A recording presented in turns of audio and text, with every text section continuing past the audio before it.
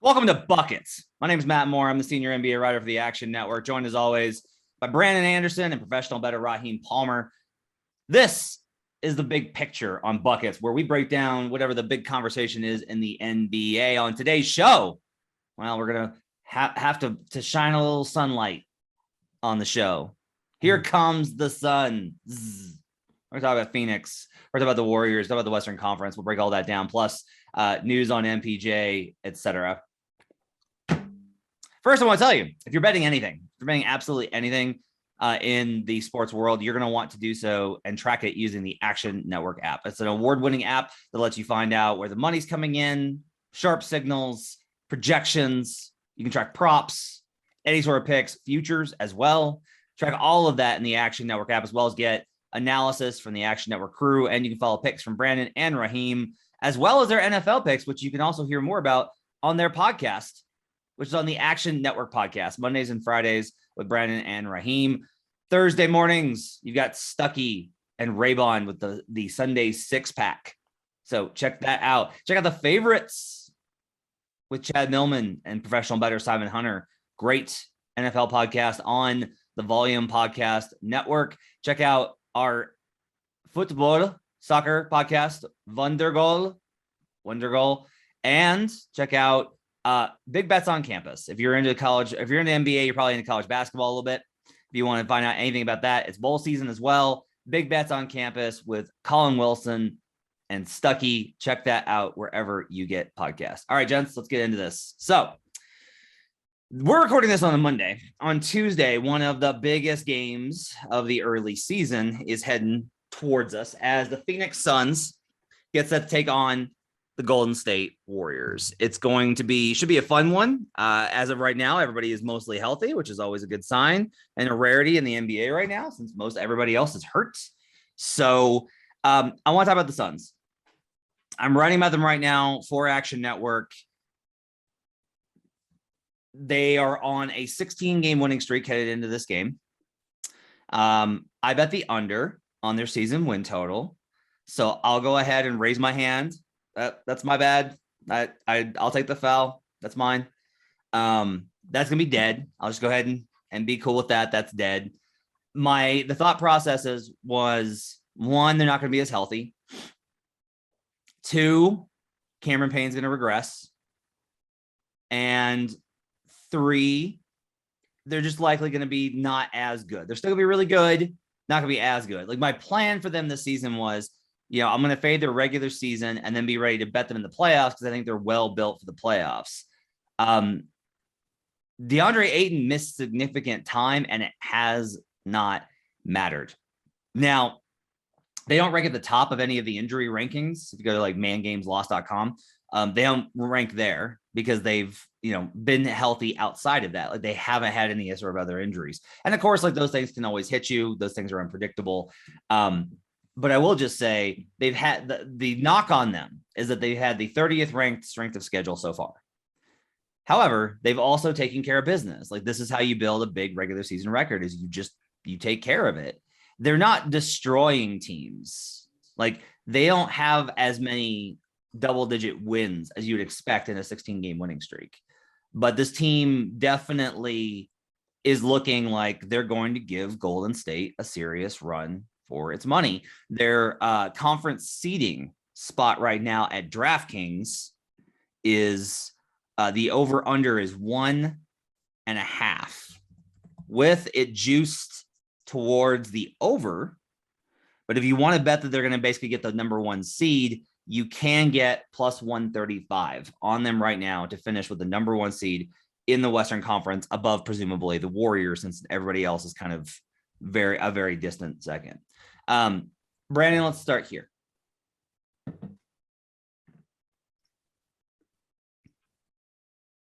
Are the Suns live to win the NBA title?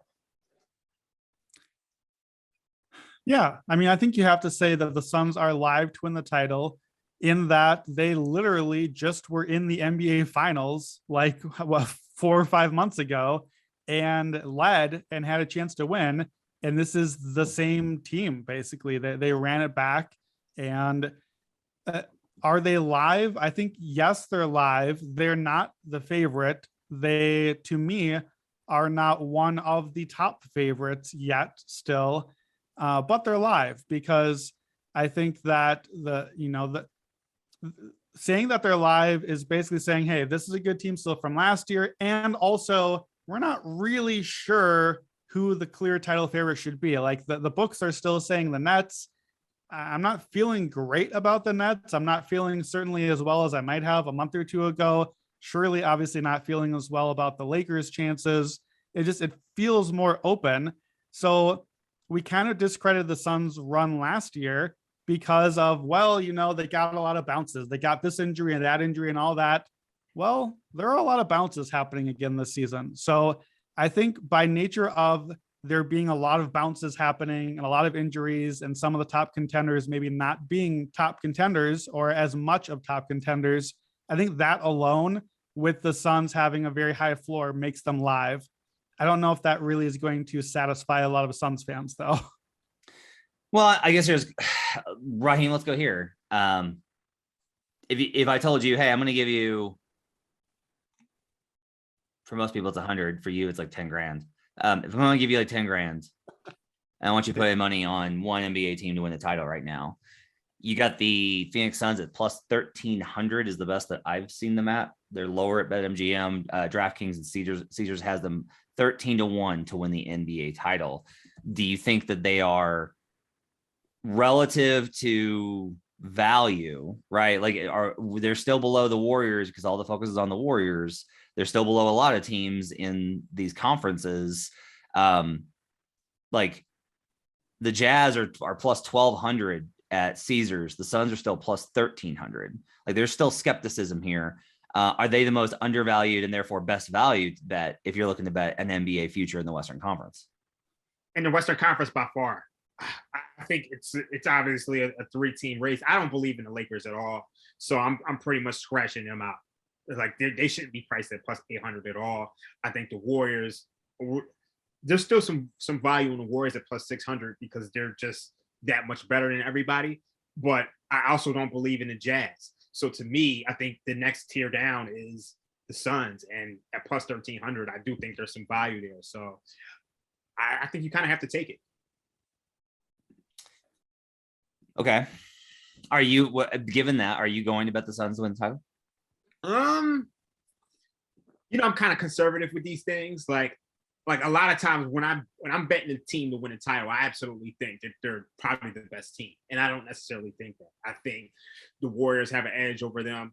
I also think if they were to play the Bucks, I don't think they have an answer for Giannis, and I think we saw that last year. I think there's a lot of other teams out of the East that I think can give them some problems as well. So I don't necessarily think this team is the best team. I just think they're probably one of the better teams in the West. So I'm going to hold off for now, but I do think there's some value there. So go ahead. I disagree. I don't think that. I think there may be some value. I don't think there's great value. I think that you're clearly buying high on the Suns. It's like the last time you ever should be buying a future is at the tail end, presumably, of a 16-game win streak. Maybe not. Maybe we're on a 30-game win streak and we're right in the middle. But odds are that we're probably toward the end. We're probably, the fact that we're having this conversation right now, we finally have to talk about the Suns. Like we've kept kind of avoiding them even on the podcast. So like, oh, well, it's the Suns. They're good. They're fine. But that we're having this conversation is like, it's the peak value spot. And I just think, Matt, you talked about this in our Slack of you don't want to peak too soon. If the playoffs started tomorrow and we're betting on will the Suns win the title, I think, yes, then there is some value at plus 1,300. But we're still, 5 months away from this really, really mattering. And Chris Paul has not been a beacon of health. We got to keep him healthy. We need full Chris Paul to have any chance at winning a title. I think we all agree on that. And we need to see, can they get the big men healthy, back rotation figured out? There are a lot of things that still need to go right for Phoenix and that need to still go wrong for a bunch of these other teams. We need the Lakers to have not figured things out. We need Kawhi to not be back. We need a bunch of other check marks on the list. Even then, I think that the Suns, I think the Suns are underdogs in the conference finals and the finals, and possibly one more series before that, depending on the matchup. So if that's the case, I don't think I'm taking them at 1,300. I think the big thing for me is, do you see this line actually going down? Because when you start 17-3, I'm not sure that you'll get a better price a month from now or 2 months from now. Yeah. So I think it does. I think it does go down because, yeah, at 17-3, maybe the books are just like, yeah, well, we've all agreed now the Suns are one of the top tier teams and we're going to keep them there. If this was, I don't think the Warriors' price is going to drop too much. If the Lakers or the Nets or whoever, we've even seen that with the Nets, like they haven't really done anything that exciting, but the price is just hung up there all year.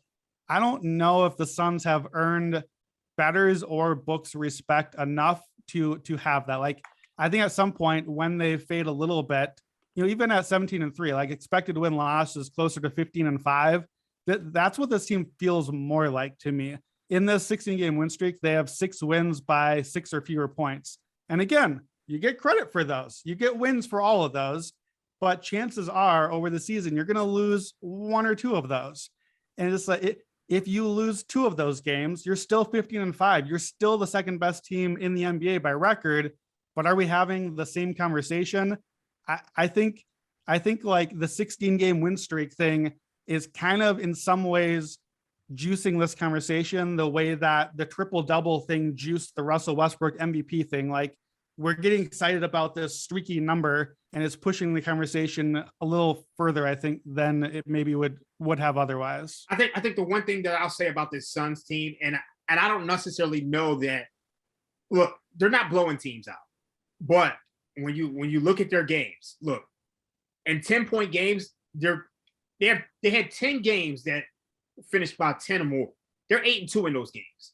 So in 3-point games, they're 1-1. So they're beating the teams that they have to beat. And then when you look at their record in the clutch, they're 8-1 with the offensive rating of 136, defensive rating of 88, net rating of 47.8. And you can look at that and say it's fluky. But last year, they were just as dominant in the clutch. They were 25-12 in the clutch. And so this team with Chris Paul and Devin Booker, you got 2 guys who can hit mid-range jump shots at will. Like, Chris Paul's in the 90% in mid-range jumpers. So I just don't know how that's going to truly regress and we're going to see this number go down. So I think if you have to take it, you want to take it before you start to see this number go into the plus 800s and the plus 700s, because I think right now it's pretty clear that you got 3 teams in the West who could win this thing. I know people are going to say the Lakers could figure it out. I don't see it. Well, let's go there, right? So one of the problems I think is if we look at the title, we're worried about the Nets, we're worried about the Bucks. Okay. I wouldn't love a matchup versus the Heat. I'll just say that. I don't think that's a great matchup for the Suns. The Heat's half-court offense is garbage. We've talked about that before. We will continue to talk about that. But they can switch, they can match up, they can kind of grind the game down. So I don't love that matchup. Do we love them against the Sixers? Because I think the Sixers, let's just assume Ben comes back. I'll be honest with you, I don't believe in the Sixers. I just don't. Okay.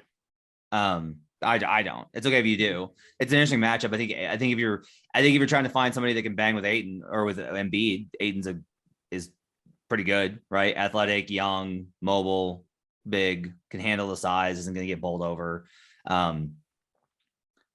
The Sixers like model, I think, is a little wonky. Like, their perimeter, they've got Tybal to throw on one of Devin or Chris, but the other one probably goes a little bit nuts. The Ben thing, I think, is a real position of instability. I just don't think we can really put them there. But let's look at the Western Conference. Let's look at that, because you're not getting 1,300, but you can get 525 at Caesars for the conference. I'm going to check DraftKings because I need to check DraftKings, and at DraftKings, it's 450. So it's even shorter. Like FanDuel's got 390 FanDuel's high on the Suns. FanDuel has the Suns short relative to all the other books. So, Brandon, if we remove the Bucks, the Nets, and we just look at the conference, okay? And you're basically talking about the Lakers. Do you think they can get it together? The Nuggets are in trouble because of the MPJ stuff, right? I'm not worried about the Mavericks. I'm not worried about the Blazers. Those teams are not on the level. The Clippers are kind of hanging because of the possibility of a Kawhi return, but we don't know. And then this game Tuesday versus Golden State. Do you like the Suns more as a conference bet rather than a title bet if you can get them 525 or better? So I think that I like the Suns best. If you give me the same question, and we'll speak in Brandon terms, so I'll just take the $100 on this bet. So if I'm betting my $100 on the Suns, where am I making my investment? I am not putting $100 on the title odds. I'm not putting it on the conference odds.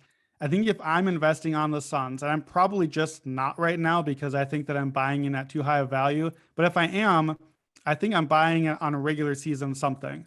I'm going to buy the 1 seed. I'm going to buy the division odds. Basically, you're getting near coin flip division odds, which is just a head-to-head with the Warriors. So if you're just like, oh, well, Steph probably won't stay healthy all year. Draymond's talking about back injury stuff. The Suns are clearly going to be a very, very good regular season team and have a lot of depth to kind of hang in there. I buy that. I buy that possible value. The odds to me on the West, basically around 4 or 5 to 1. I still have a hard time getting there because I think that they're almost certainly, I think the Suns are underdogs in a conference finals based on whoever else is going to get there. And I don't know if I buy them even as being, I think that they're closer to a coin flip to me in whatever the second round matchup is, depending on who that is. Like the teams that you kind of ruled out, they're clearly better than, but the good version of those teams, whether it's a Blazers or a Mavericks or whatever, the version of them that made the second round and was good enough to get there, I think is good enough to at least not just shrug off against the Suns. I think that they're at least in the mix. So yeah, I just don't think they get stops, right? Like that's the thing. Yeah, is like I just don't think they can get stops. Like let me speak in praise of the Suns real quick from a matchup perspective. When you watch them, this is kind of what you come to. So whenever I'm looking to see if a team is overperforming and is a prime spot for like long-term regression and to be like they're not this good, and vice versa, whenever I'm looking for like, all right, are they really this bad? AKA the Pacers conundrum. What I look for is first, I'm always going to look at those shooting percentages. What's their expected shooting percentage versus what's their actual? Next, I'm going to look at the clutch performance, which Raheem mentioned. And then I'm going to look at Pythagorean expectation and look at just say like, all right, point differential versus strength of schedule. What does that look like? Here's kind of what the numbers tell you. The numbers say that they're probably not as good as their record by about 2 to 3 wins. Like this looks more like a 15-win team than a 19-win team right now. You can get to where you get bogged into this stuff, but a lot of it is just basically like the schedule is a very big deal here. Like they are, because they're actually on dunksandthrees.com, which I will mention pretty much every week on this podcast because I think is absolutely essential for understanding the NBA. The Suns are actually 4th in net rating. They're on a 16-game win streak and they're 4th in net rating. That's a little bit of an alarm. Yeah, and we're 20 games in, so they're on a full season win streak basically, and still 4th in net rating there. Yeah, because they're 11th in adjusted offensive rating, 3rd in adjusted defensive rating, and as I mentioned earlier, 30th in strength of schedule. Now you that's how you win these things, but a lot of it is like their cover rate isn't super high either. Like their performance against the spread isn't stellar. They're not just like a covering machine like Utah was last year, where it's just like beating every team by double digits. That's not the Suns. Yeah. Under the hood, the shooting stuff is actually is fine and good Because what the shooting stuff basically says is, here's a good example of how to contextualize this stuff. So like cleaning the glass has location effective field goal percentage, which is like based off of where you shoot from across the league average, how well should you shoot versus how well are you shooting? The Suns have a massive differential there. It's Knicks last year-esque on the defensive side, only for the offensive side. Like they're not taking high quality looks and they're nailing them at a high rate. But when you use second spectrum data, which factors in how tight the contest is, it dramatically changes. And the Suns go to 7th best with the, I think, 3rd best effective field goal percentage. So because here's how this works. Only Chris Paul, Devin Booker, and Cameron Payne, who is regressing the way that I thought he would, win for me. Only those 3 guys are taking low percentage shots and converting, and only of them, only Chris Paul and Devin Booker are converting at a high percentage, which is what you would expect for superstar players. That's why you pay those guys.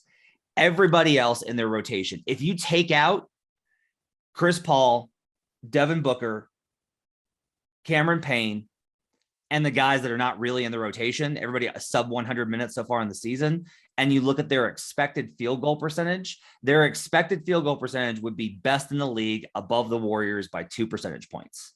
So this is what they're doing. They have a really sound model. Chris Paul and Devin Booker do superstar shit. Everybody else knows their role and only takes good looks. And that's why it's like a sustainable model. This Warriors game is going to be very interesting on a number of levels, because like if we're really getting down to it from where we sit right now, and like, look, I'm not counting the Nuggets out. I'm just going to let you know that right now. Like MPJ is a loss. They're not cooked. I disagree with Raheem on this. They're not cooked. And we'll talk about that in a second. They're not dead, because MPJ is a pretty flawed player, even when he was healthy. They still have a lot to bring to the table. But if we really look at it right now, if we're with Raheem on like, well, look, the Lakers right now we can't take seriously, which I think is true. We can talk about it later, but right now we can't take them seriously. We're really just talking about in the West about Golden State. That's it. Like that's the only serious team, because Portland, Dallas, Memphis, none of those teams can get stops. And the Clippers are the only team that can get stops, but they would need Kawhi, I think, for us to feel like if Kawhi comes back, we're probably going to have an emergency episode and be like, should we just bet the Clippers right now? Yeah. Right. But this matchup versus the Warriors is going to be very interesting, I think, because you don't see a lot, like, don't ever take regular season results and try and translate them to the playoffs, but look at the matchups. And my question is going to be, can the Suns punish the small ball Warriors? Because the Warriors have I've been surprised at this. Usually Kerr plays centers. They've just been playing Draymond a lot at the 5. They've just been playing a lot of small ball. Like they feel pretty confident they can get away with it.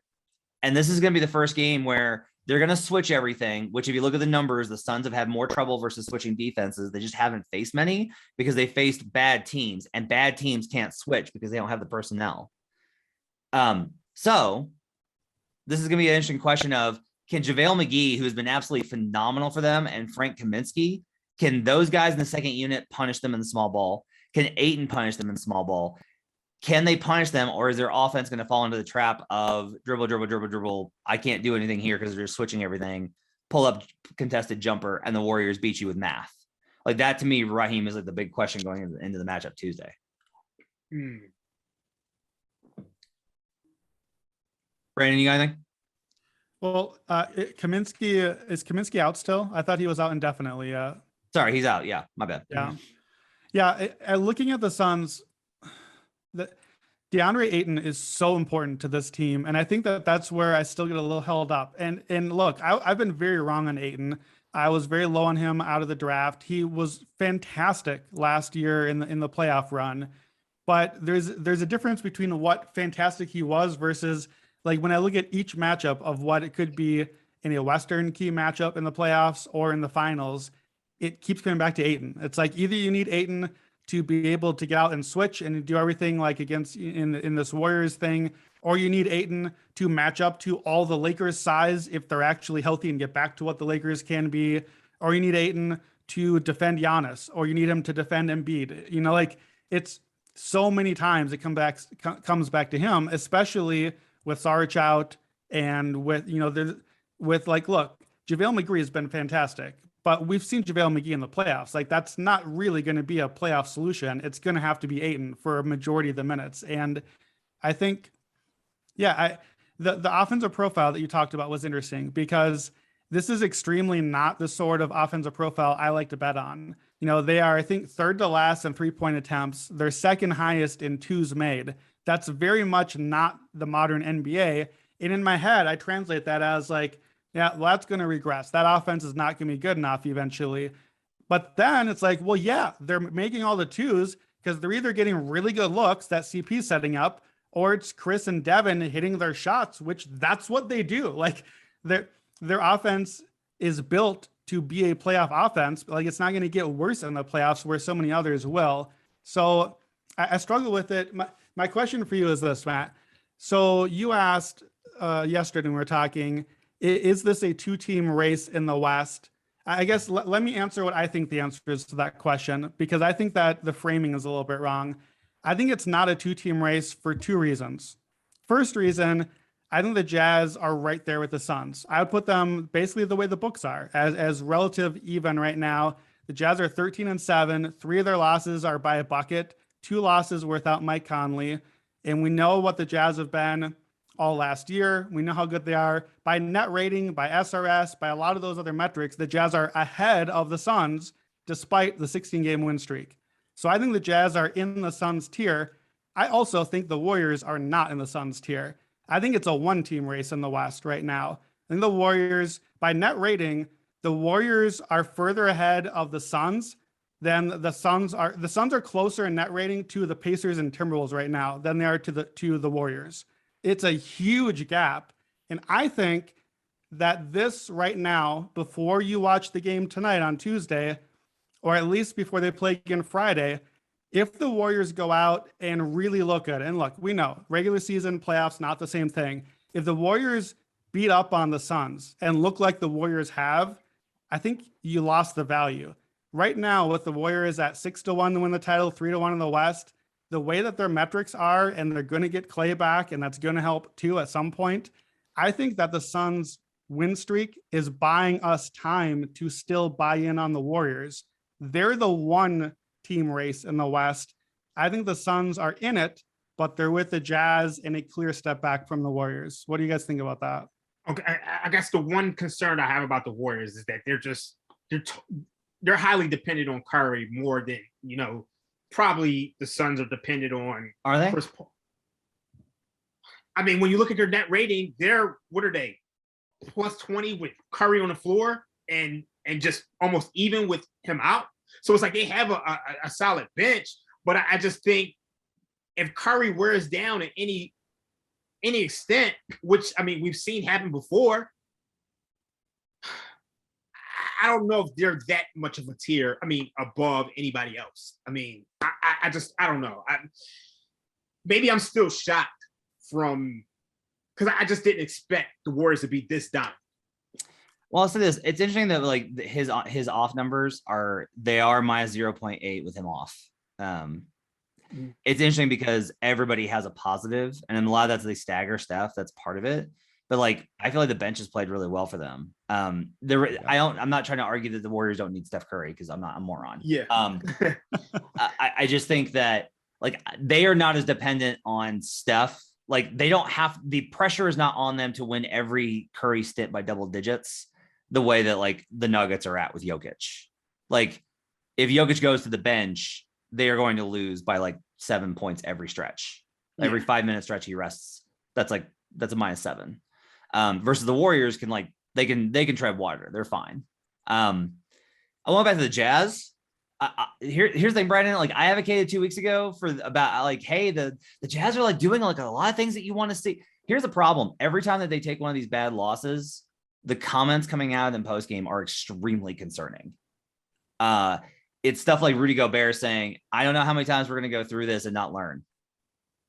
That's concerning. Like there's stuff under the hood with Utah that it's like, look, they might be doing the right stuff and heading in the right direction and still be this really quality team. Like all that may be fine, and it just may simply blow up because it's a lot of pressure for them, and they've been together a long time.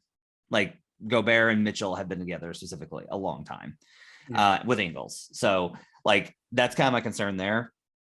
I don't mind the one team race thing. I will just say this: like, look, as bettors, we're supposed to be looking for the spots to buy low. Yeah, we're talking about the Suns and the Warriors on a 16-game win streak and leading the league and being the story of it.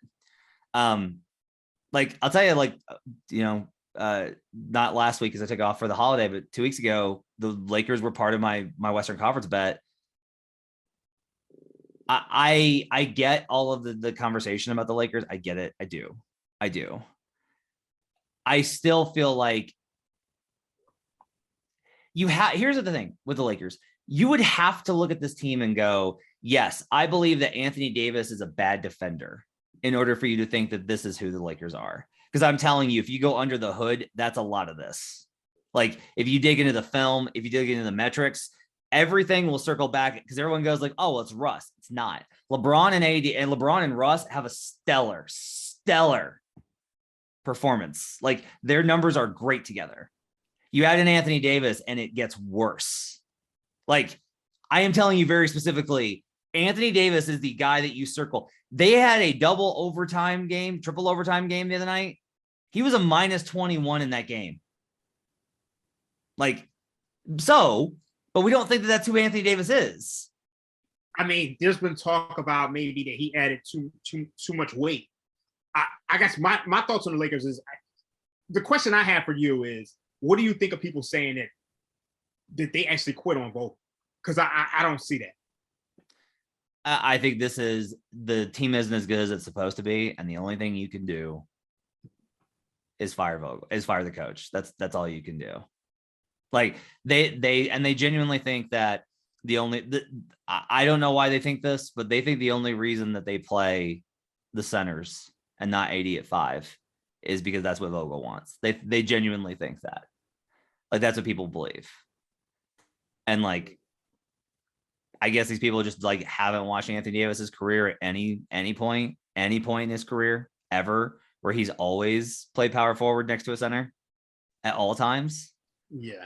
Like, who do you think runs that team? I keep going back to this. Who do you think, like, every time that there's a decision that the fans don't agree with, who do you think runs that team? Because it's not Frank Vogel. That's not how this works. All right. We got to get out of here. Good discussion on the big picture. Raheem and I'll be back for Workshop Wednesdays tomorrow. You can catch it Tuesday night, 7 p.m. Eastern. We'll break down the Wednesday slate, get your bets, get you set on that. It's live on YouTube on the Action Network page. Brandon and Raheem and I will back on Friday for Friday happy hour. Hope you guys enjoy it. Check out Heat Check Wednesday, 6 o'clock Eastern, live streaming at Action Network HQ on Twitter. Make sure to download the Action Network app to track your bets. Have yourselves a great week, and we'll see you guys again next time on Buckets.